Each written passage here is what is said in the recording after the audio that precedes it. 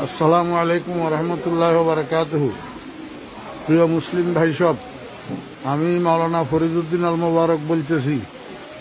আমার মাদ্রাসা উত্তর হরিপুর জমিরিয়া মাদ্রাসা, বাংলা বাজার, ছাগলনাইয়া, ফেনী, সম্পূর্ণ পানির নিচে নিমজ্জিত। মাদ্রাসার টিন সেট ঘরগুলা দেখতেছেন আপনারা, সম্পূর্ণ পানির নিচে, এবং রান্নাঘর পানির নিচে, মসজিদের ভবন এবং মাদ্রাসার ভবন নিচতলার প্রায় 62 পানির নিচে। মাদ্রাসার নিচে নামলেই অঠাই পানি, যেখানে ছাত্র শিক্ষকদের মাথার উপরেও 1 হাত পানি।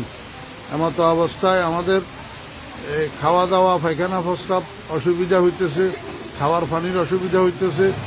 আপনারা দেখেন, এই শতাধিক ছাত্র শিক্ষক মাদ্রাসায় পানিবন্দী হইয়া রয়েছে।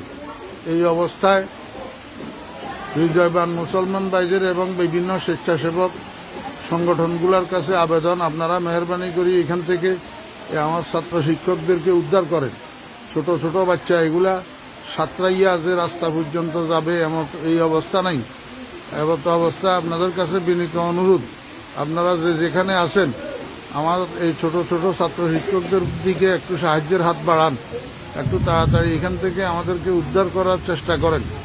আল্লাহ পাক আমাদের সবাইকে হেফাজত করেন। আসসালামু আলাইকুম রহমতুল্লাহ।